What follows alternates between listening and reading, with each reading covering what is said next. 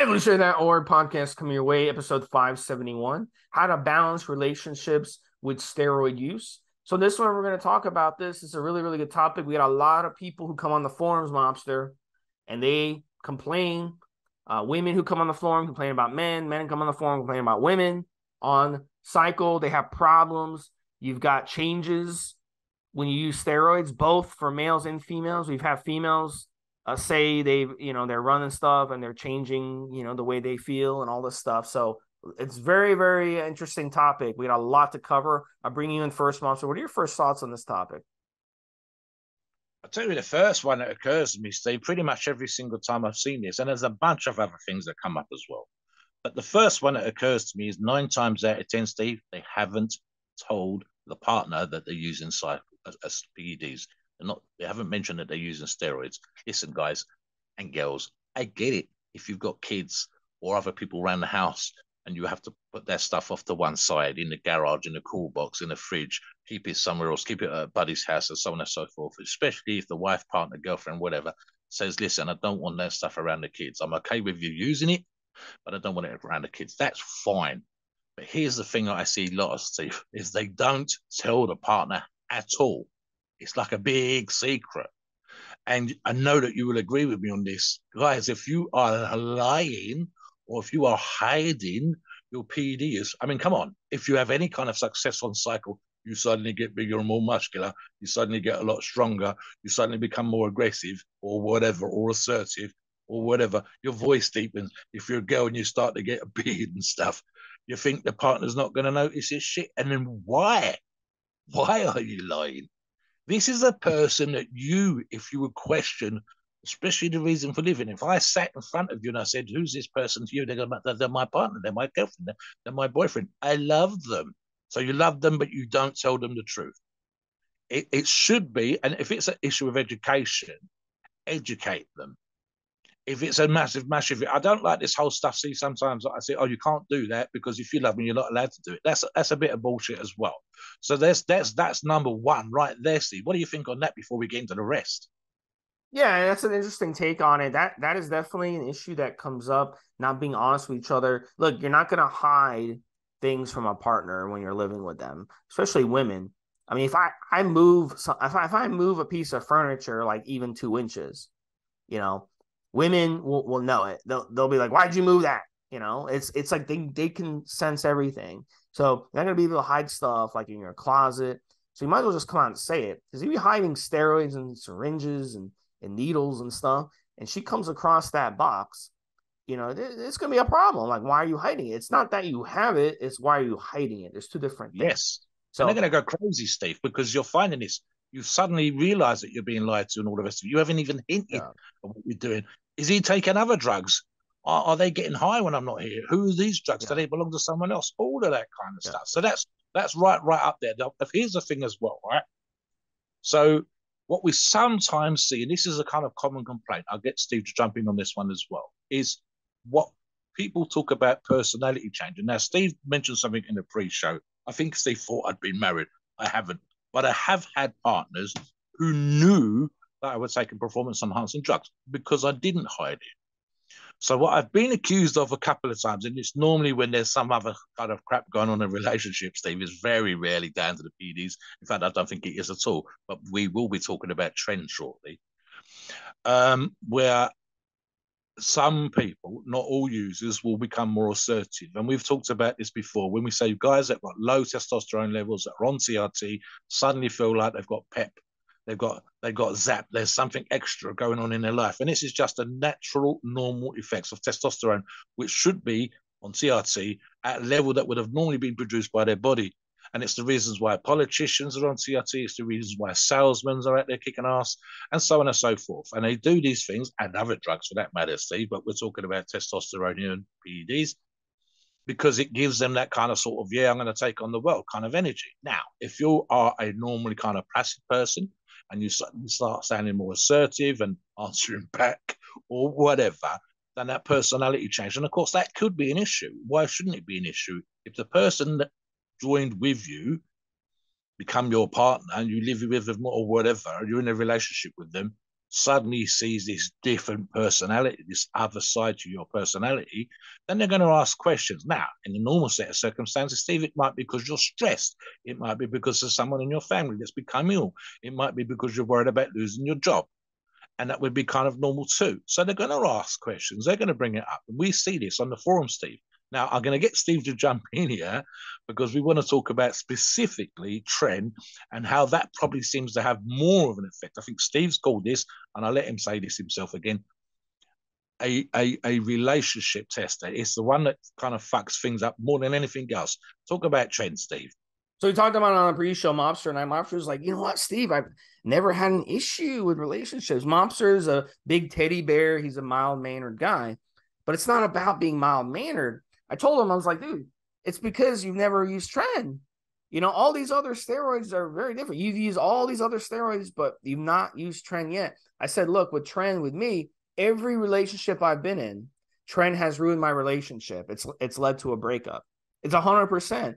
Because what happens when you're on Tren is because you want to go and explore other. It turns you into a uncivilized person when it comes to the way you're thinking about stuff.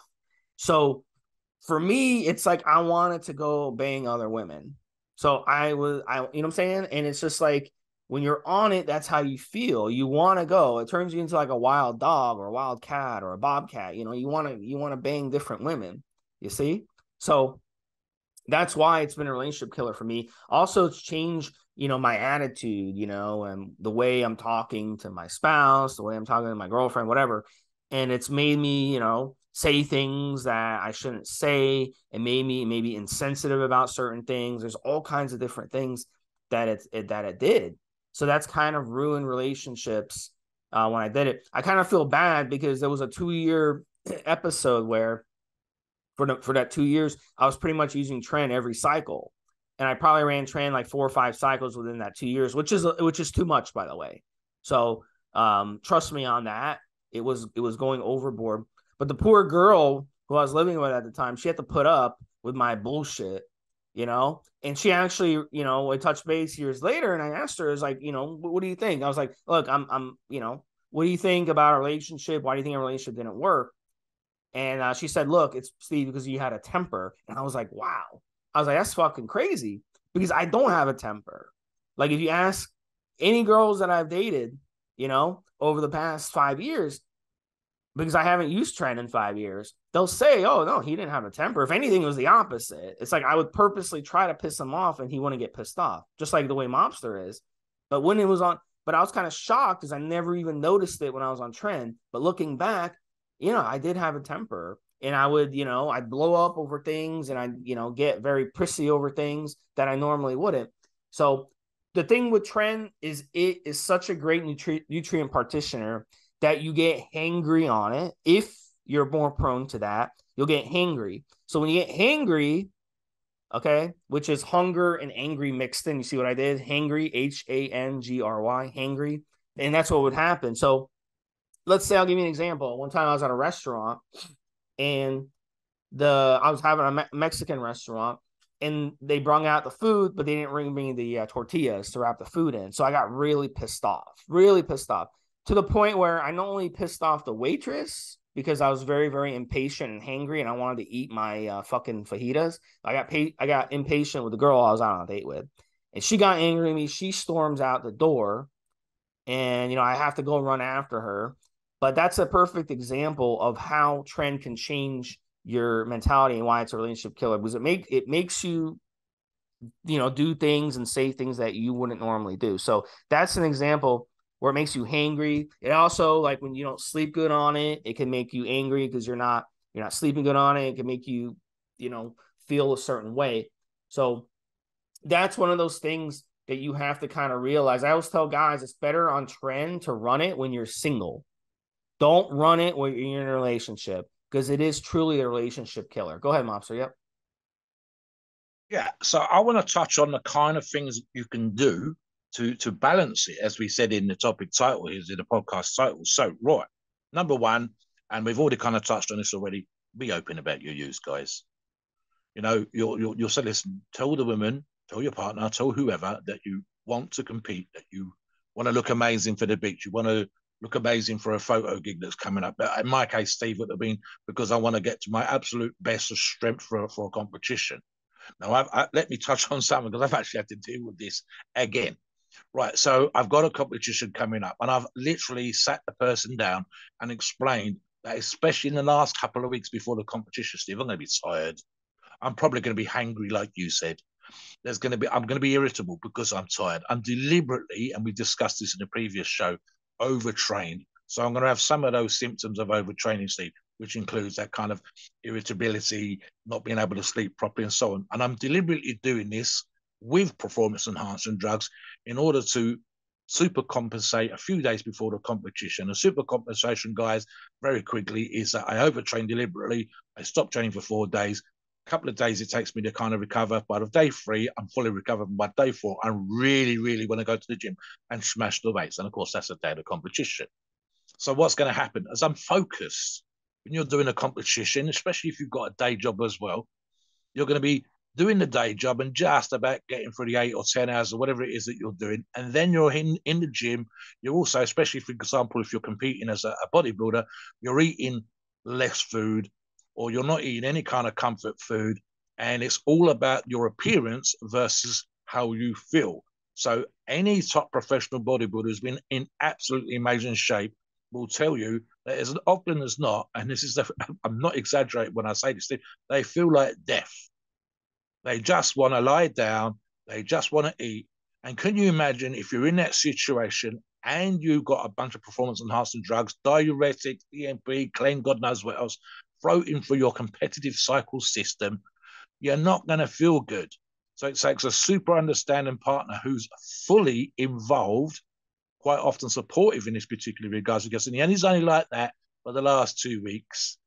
Once we get the competition done, we go out, we eat ice cream, we have some burgers, he feels great. And then here's a thing that actually top pros used to do, Steve. They would take the partner, the kids, whatever, on holiday and chill and make up the time that they'd missed out. Because again, if you're competing, especially guys, as I was, and you're using performance enhancing drugs, you've got that crazy focus, you've got that crazy dedication, you've got that tunnel vision. You have thoughtfully, in my case, explained what that's like. And I've still had to deal with bullshit, Steve, to the point of, on one occasion, in the case of my partner, then saying, listen, if it goes, if it all kicks off, if you start giving me shit about other stuff, you will not go with me to the competition because you know how important this. We've had this conversation. I try not to be an arsehole. I'm trying to realize that I'm going to be kind of like this. I've warned you it's going to happen. And now, literally 2 or 3 days before the competition, Steve, we're having one of those conversations. And I was like, right, I'm going to arrange for someone else to go with me to the competition to get me there, do my shit, win my prize.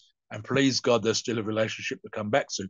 So, yeah, give us a few ideas on how you would cope with this situation, Steve, if you was in a relationship now, as I know you are, but without the trend, excuse me, what would you do if you was advising someone else on how best to deal with these kind of situations? What's your thoughts? So, I used to compete in triathletes, right? Triathlons. I used to train with Ironmen. These guys have been doing it since they were like 4 or 5 years old. I mean, these guys started out like running around their neighborhoods holding bricks. These guys started out swimming across, in oceans for miles. I mean, these guys started from a young age. I started later and I got into it. And although I really enjoyed it, I was really competing more at local shows. But these guys would go to Hawaii. They compete in the Ironman and stuff like that. So I trained with some of these guys. And really, I watched Mobster over the course of time, their relationships suffer. I've watched guys shockingly, divorce. And when I would see them interacting with their spouses, I could tell there wasn't a relationship there. They're so obsessed with their training that they don't dedicate any time to their spouse. You kind of touched on it. So here's my advice in that situation. You need to, number one, have an understanding spouse. But number two, you've got to dedicate time to your spouse every week. I don't know. I can't say how long that needs to be. And I can't say if it needs to be once a week or twice a week, but it has to be amount of time. You've got to dedicate, I would say like 2 to 3 hours on, the weekend. If you guys both are off on the weekends, and I understand you have, a lot of errands to do on the weekends and all this stuff. If you work a normal 9 to 5 job during the week, but you need to dedicate, 3 hours to spend time with your spouse, okay, in this situation. Because during the week, you're working a normal job and then you're training for whatever you got to going on in the evening, right? And that takes time. So you get home, you're tired, you can't spend time with your spouse. If your spouse wants to do it, on a daily basis, and you're too tired because of your workout to do it on a daily basis, it's going to be a problem. It's not going to be a match, and it's obviously going to strain the relationship and strain the marriage. So it is a huge problem. But if you can just dedicate, like I said, I can't tell you, it may be once a week for 3 hours, spending, having dinner together, having quiet time together, hiring a babysitter for the kids, whatever, twice a week, 3 times a week, 4 times a week. I can't say how long it needs to be, Mobster, but you have to do it. You have to come to an agreement, that we're going to spend time together no matter what. Because if you get in the habit of just ignoring each other, oh, I'm too busy, I don't have time to spend with you, I don't have time for intimacy, I don't have time for some romance, then that becomes a habit. And suddenly you're only spending, once every 2 weeks together, then once every 3 weeks together, once every four. And then you get to the point where you're only having intimacy with your spouse a few times a year, and life is too short. That's the whole, that's like a waste. So don't overwhelm your life with having kids, would be my advice. I would say a lot of marriages, once they start having kids, things change drastically. You won't hear anybody who have kids who said our relationship got stronger after we have kids. That's a very, very big mistake. We've seen this a lot with people. They're like, we don't get along, we fight a lot, so we're going to go ahead and have kids, because if we have kids, that will draw us closer together. That never happens. It gets worse from there. It doesn't get better. And most people with kids, they won't say that, because society says you're not allowed to say that. And it is wrong to say that, because now you're blaming your kids for your failing marriage. But at the end of the day, my advice is don't have kids, because kids will take more time away from you. And now you're trying to juggle a job, this endeavor of training, and you're trying to balance satisfying a wife and spending time with her who is going to demand certain things from you, and emotionally and physically demand things from you, as she should. And she's going to demand the same from you, and you're not going to be able to provide it, and she's not going to be able to provide it. So it's an issue. And I personally think, that you have to, modern society is not the same anymore. It's not like it used to be, where, the wife, stayed home all day. She waited for you to come home, and she was ready to satisfy you in all ways you wanted. Now, everybody works, and we have to, because we demand bigger houses, we demand 3 cars, we demand a boat, we demand, sending our kids to the best schools. So we got to live in a good neighborhood, or we got to send them to a private school, et cetera, et cetera. So there's different pressures now in society where it's just not going to be plausible to do all that and be able to take care of the other person, both physically and emotionally. So really, I would say don't have kids. That's going to be the key there. This way you can dedicate that time that you'd be spending on your kids to your spouse. Go ahead, Mobster. Yeah, so one of the things I think is a kind of issue, Steve, and we could talk about this a little bit without being too crude, is the sex thing. So, okay, and this is not every single person. I've actually said on occasion online, when it comes to using steroids or whatever else, I'm more chilled and relaxed. Versus, I can think of all the times I've had fights or rows or arguments or whatever with partners or anybody else, and have never been on performance enhancing drugs. I think every single time, not nearly every single time, has been off cycle. So that says a lot about the drugs that I've used, but also how I am when I'm taking the drugs. Equally, I'm not every Joe. So I know that for some of our listeners and some users that we see on the forums, the issue is sex, quite simply, whether that's looking at more porn or as Steve said on trend, you're looking elsewhere. You get horny when you see a nicely shaped car or a chair leg or something like this. That you become a horn dog. That you're looking around all the time. Equally, if you're out and you're not distracted because of your job or whatever else, then you come home, you're pressing yourself up against your significant other 24/7, Steve, as much as you possibly can. And of course, one of the great things that happens in that kind of situation sometimes is the person thinks you're overcompensating. What the hell's going on? And again, this would be me for me one of those things where you should have been open again. You're going to say, I might be get a bit more horny, and they might think, oh damn, good times are coming, and then kind of be disappointed when you go off. Equally, they might be, listen, motherfucker, I've got shit to do. The stuff the kids need to go to school. We got to do this. We got to do that. I can't have you trying to fuck me every 5 fucking minutes. How do you think people should deal with that? Is it a question of honesty and letting them know? Or as I was actually thinking, funny enough, Steve, as I was going to introduce the subject, taking care of business yourself. In other words, guys, taking matters in hand on your own to compensate. I know that with the very rare individual, that's kind of just becomes a preliminary that's still wanting to be with your significant other. So how do you think some of our listeners should deal with that one, Steve? Yeah, I mean, at the end of the day, it's about balance. And look, we demand too much. I don't know why people. I can look back at the guys I used to train with, and I don't know why they went and got married and had kids, and they overwhelmed themselves, and they're making like money, but they're like breaking even because they have like all this expenses, and it's just like have a plan to life, you know? Like if you really, really want to compete and go to Hawaii and compete in the Ironman and take all that time away from your family, and in the evenings you want to spend time training, and on the weekends you want to wake up early in the morning and go for a a 10-mile run or a long ass swim or a long bicycle ride with your buddies, then don't get married in the first place. You know, just have, look, you want to do your own thing, then do your own thing. I mean, it's fine. Fuck, all these people who tell you that you got to go and get married and have kids in life. Like, let them fucking, like, every time someone tells me something like, oh, you should go have kids, I tell them, you go have kids. And they look at me shocked. I'm like, what? You literally don't have any kids and you're telling me to go have kids. Or they've been divorced like 3 times and telling me to go get married. It's like, dude, you got fucking married 3 times. How did that work out for you? And they looked at me shocked. So it's just like, look, the hypocrisy out there is unbelievable. You got to live your life. If you love to fucking train, then focus on training. Just be single.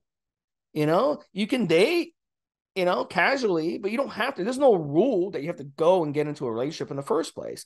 And I think, Monster, that's the common denominator of all these stories you hear. And you have to scratch your head at when they come on the forum and they start complaining about their spouse. Then why did you get married? If your spouse wasn't making you happy before you got married, you think they're going to make you happy after you got married? You think you're going to be happier after you get married? It's no. And usually what happens is in a marriage, over time, you guys start to resent each other, because I've heard this so many people, some from married people my age. They're like, well, if I wouldn't have got married at 25, I'd be rich by now. I would be a real estate tycoon. I would have started a business instead. If I wouldn't have had kids, I would have taken that money that I'm spending on my kids and built a business and been rich by now. So why did you do it?